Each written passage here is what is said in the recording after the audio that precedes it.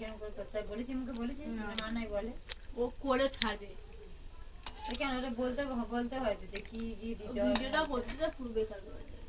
তোমার বলে না, বল লোক রান্না করে করে কি এটা দিচ্ছি ওটা দিচ্ছি এরকম হচ্ছে।